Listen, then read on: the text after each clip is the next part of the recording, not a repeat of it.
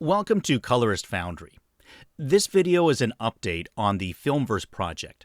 We just released the Filmverse 2.0 beta, and if you haven't received it, please check your email and do check the spam folder. Stay till the end for our upcoming film stock schedules. We are also planning a free version of Filmverse. Also, if you're new around here, Filmverse is a paid project. However, as I mentioned, in future, we are going to release a free light version of Filmverse for those of you who would love to experiment with film emulation, but don't have the budget to buy Filmverse. There will be new tools and loads of new stuff coming to the website and a new Discord channel.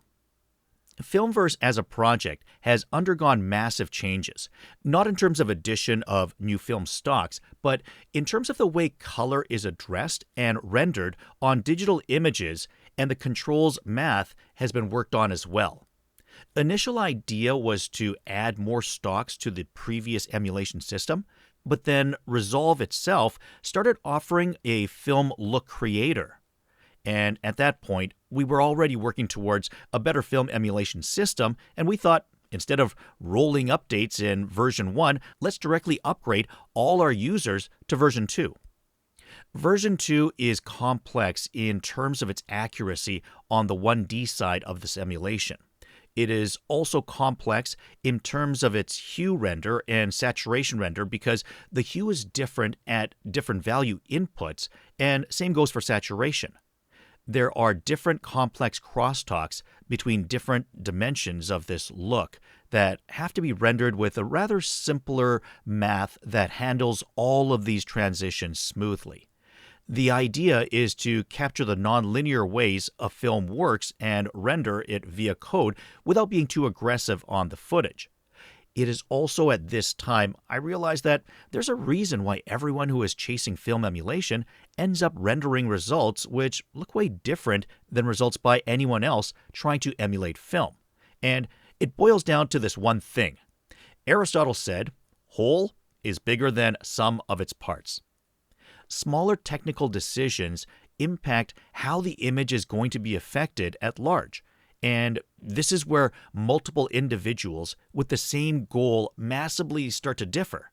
Now, the earlier approach with Filmverse version 1 was fairly manual. Broad strokes, one can manually replicate the volume of film data in a 3D space, and while you can't go wrong with the manual broad stroke approach, it can only take you so far in terms of trying to model a nonlinear behavior. To achieve a better and more sophisticated render, one has to be able to see up close the behavior of film in complex, zoomed-in instances where change is not apparent to the human eye. And then the next step would be to humbly replicate such behaviors digitally. And once you have all the systems in place, you have something close to the current version of Filmverse 2.0. Getting back to the Aristotle quote, "Whole is bigger than sum of its parts."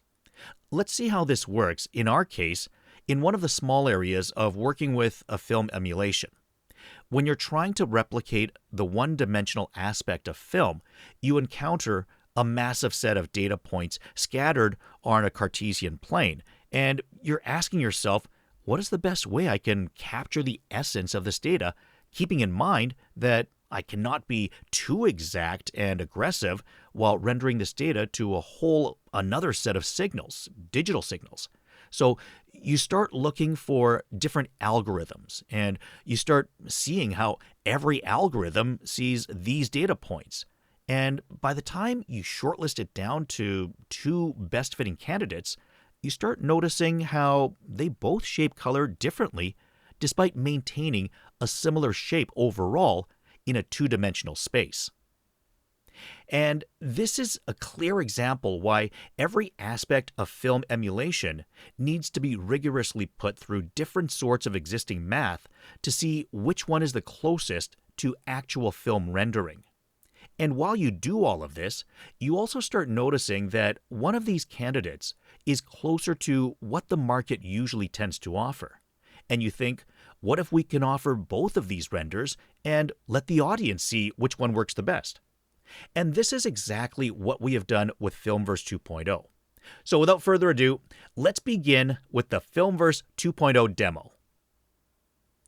We have our footage here. For setting up Filmverse Beta, what you need is just 3 nodes. First, a color transform node, and second, our Filmverse node, and third, the Resolves Film LUT. This beta version only replicates the negative emulation, so you would need a film LUT at the end of it. However, in a week, we're going to release the print emulation as well. And once we do that, instead of the film LUT, we're going to use color space transform as the output node, and the emulation will be fully scene referred. Getting back to setting this up, we have our footage, and if you see the first slider is the input mid-gray, what is this? This is where you input your middle gray patch data. How do we do that? We're going to disable Filmverse and the LUT node, and we're going to add a temporary node next to our color space transform. Next, we're going to come down here and blur our footage. This is going to provide a much nicer average RGB when we are picking up the patch. Next, we're going to navigate to the RGB mixer, and we are going to select monochrome. We're going to use a qualifier over here. We're going to right-click on the third patch from the right, and we're going to select Show Picker RGB Values. We're going to come to the top right corner of our viewer display, and we're going to select Show RGB Picker Values in 10 bits, and we can see that the patch reads at 355. So here's what we're going to do. We're going to come back to our Filmverse plugin, and we're going to inform the plugin that our mid-gray sits at around 355. And once we've done that, we're going to enable the plugin, and we're going to enable the LUT. This is before, and this is after. So what this does is that it maps our emulation nicely in context to the middle gray that we have presented it. And this is not a necessary step if your project was shot in run-and-gun style. And in that case, you can let it be a default of 0.344, which is the 10-bit mid-gray of DaVinci Intermediate. But it's a nice feature to have if you're trying to be more accurate with your emulations. Let's compare this with version 1.2.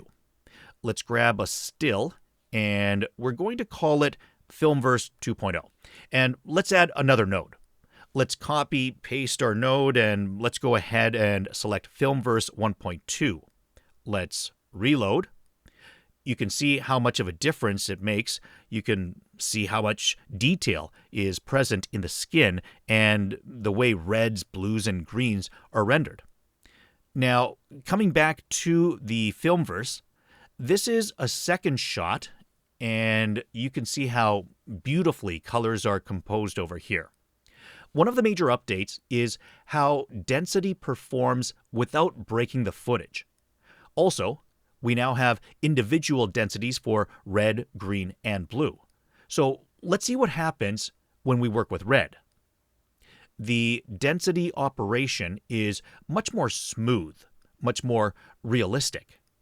This is just one of the features that we put together in 2.0. In our next shot, we have applied Filmverse to a linear gradient. We have 2 curve types over here.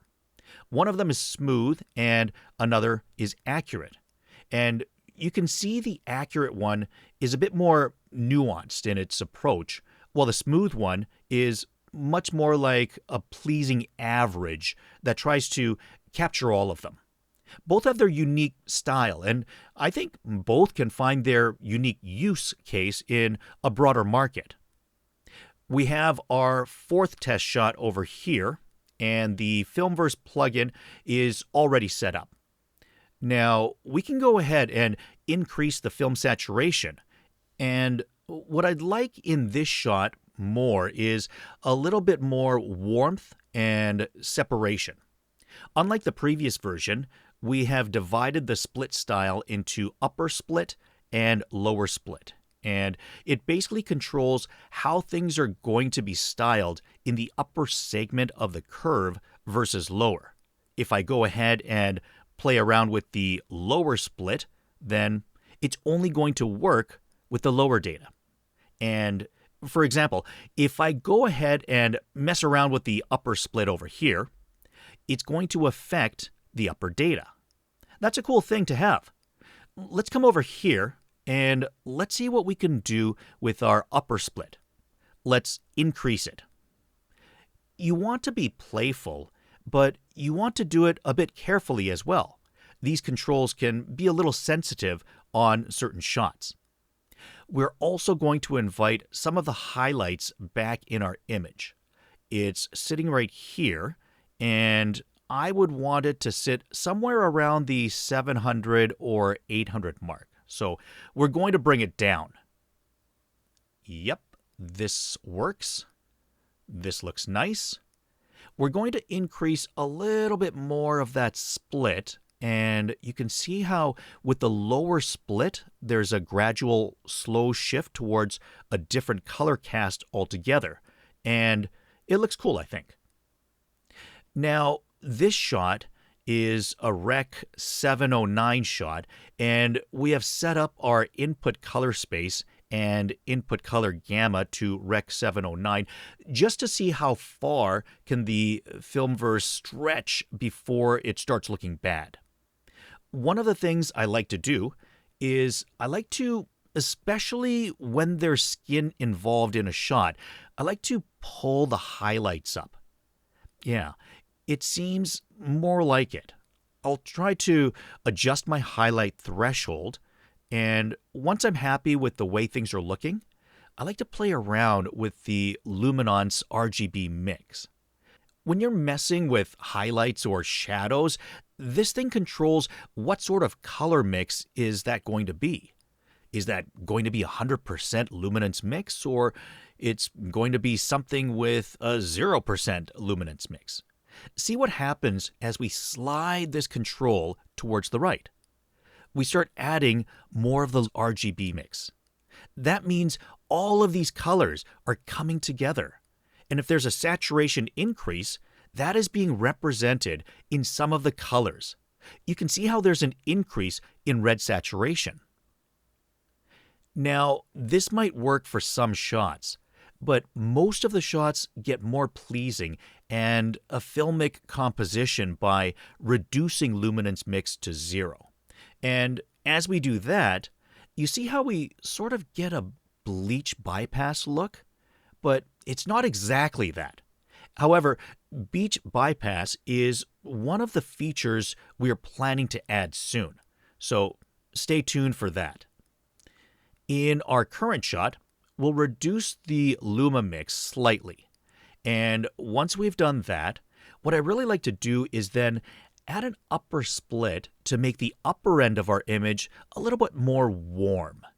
Now, the upper split turned towards right adds warmth, and tuned towards left adds a cold touch to the footage. So that's a nice feature to have. Let's add a little bit of warmth, and you can see how nicely warmth has started rendering in the skin. And once you're done doing that, what I'd like to do is add just a little bit of blue in the background just to create an overall pleasing split tone in the image. And let's do that. We'll use the lower split for this. So once you've done that, you can see the entire vibe of the image shifts. And this is before, and this is after. If you're not happy with the way our signals at the lower ends are sitting, you can also decrease the shadows. This is going to fine-tune and control only the lower end of our shadows. However, you're going to hit a constraint over here, and that constraint is imposed by Resolve's LUT. Once we add print emulations in our next update, this limitation is going to go away. Back to the shot. Let's just add a little bit of saturation here. And this is the final footage. This is Rec 709, and this is our film emulation. Looks good. We have our final example. We have our plugin here, and the shot looks a little bit pale. So let's add just a little bit more contrast using our controls over here. Let's increase the saturation to begin with, and let's pull these highlights a bit. And as you can see, our image changes vastly, and you can see it's looking a bit more dynamic now. We're going to not touch our luminance mix in here because, as you can see, the footage is already operating at a much lower saturation level. What we are rather going to do is we're going to push in a little bit more warmth in the highlights. Yep, that looks good. Now, while the highlight area of this is stored, we have the lower end of our footage, and we can either push in some blue, which is not going to make a whole lot of sense over here because the wall is already blue.